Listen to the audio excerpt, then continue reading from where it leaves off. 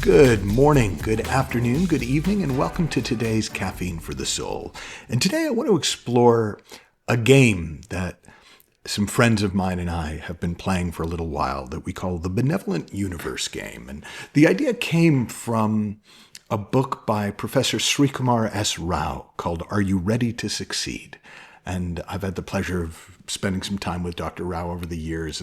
And this book is based on a program that he taught for over 20 years at Columbia Business School on creativity and business.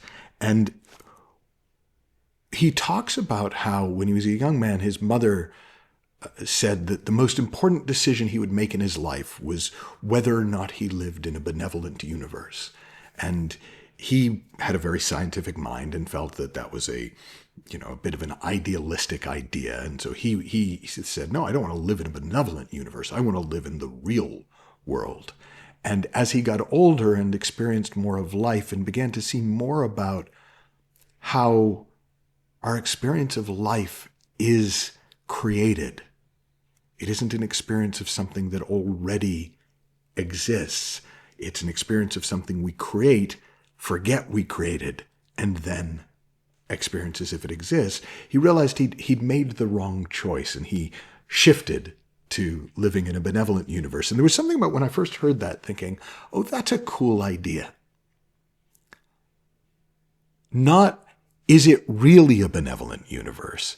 Because I can argue with that a million different ways. But if the nature of our personal reality is that we live in an experience of thought, not an experience of some sort of actual external thing that exists in form without thought, then we have a lot of say in what world we live in. And if we don't like the world we're living in, we can drop thought and let a new world be created. Because I get that can sound very esoteric, especially if this is one of the first of these Caffeine for the Soul episodes you've ever listened to, I want to share a couple of stories that might help clarify it. Sid Banks was a Scottish mystic, and he had essentially two major epiphanies, two spiritual insights, what he would call, he saw two spiritual facts.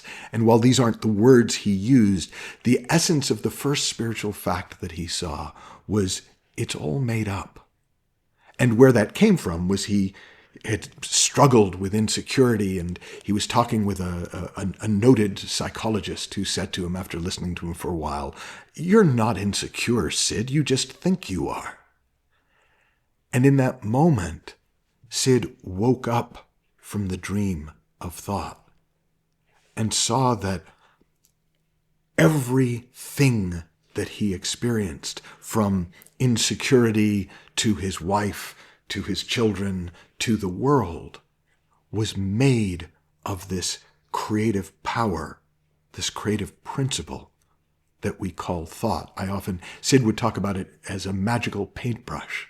I've always liked the idea of Harold and the Purple Crayon, which if you've ever read the stories, he was a little kid who he could draw something with his purple crayon, and then he'd draw a staircase, and then he could climb up it. He'd draw a helicopter, and then he could fly it. He'd draw a spaceship, and he'd use it to fly to a moon that he drew. And so Sid's first insight was it's all made up, so that would mean that a benevolent universe would be made up. But his second insight was it's all okay. That underneath all of our thought-created realities is a spiritual reality, a constant, formless reality. And in a very odd-sounding, but not so hard to feel way, we can only find solid ground, a solid foundation, in that formless, unchanging spiritual reality. Not in the world of form that is all made up by our thinking. Now, the second story is indirectly also connected to Sid. After Sid died, some of his students were incredibly downhearted. So they felt they'd not just lost a friend and a mentor, but that the world had lost a very special person. And it really was tragic, and it really was terrible.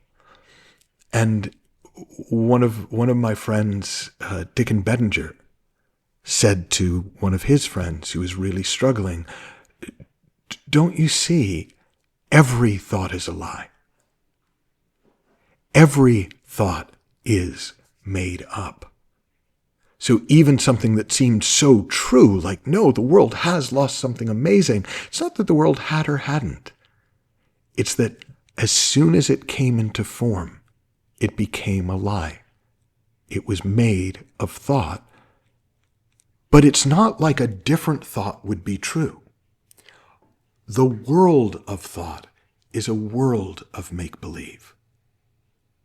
But we experience it through consciousness as if it's real, and we experience it sensorially.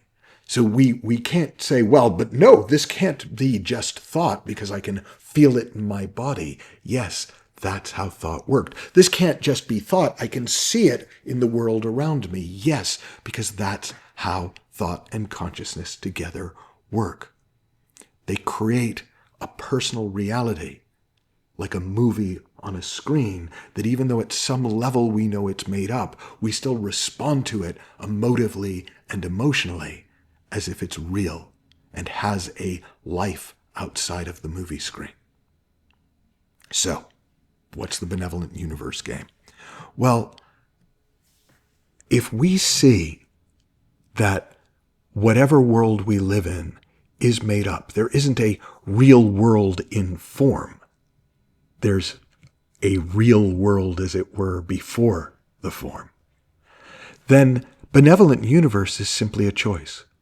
Benevolent universe is a world I can create.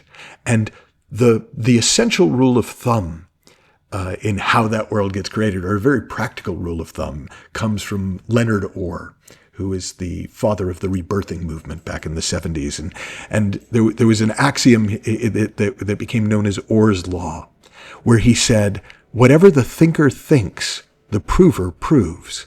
So as soon as you start thinking the world is a certain way and looking around for evidence, you will find evidence to support your theory.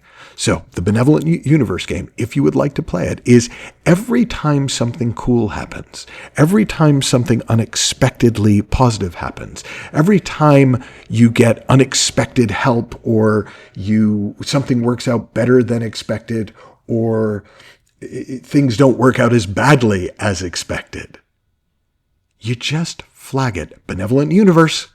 Benevolent universe. There's one. Benevolent universe. Oh my gosh, the bus came just as I walked up to the bus stop. Benevolent universe. Oh my gosh, parking space opened up just as I was driving up. Benevolent universe. Oh my gosh, there was no parking space, but because it took me so long to park, I then wound up running into a friend who I wouldn't have run into if I parked in the original time and place. Benevolent universe. And besides being kind of fun, and maybe annoying to others unless you find other friends to play with, which I have done, which makes it more fun, it doesn't take long before you start to genuinely experience life lived in a benevolent universe where the intelligence of life is on your side, supporting you in everything that you do. Much easier to play the game and see what happens than to think about it too much. So I encourage you to do that. And in the meantime, have fun, learn heaps, happy exploring, and I'll talk with you soon.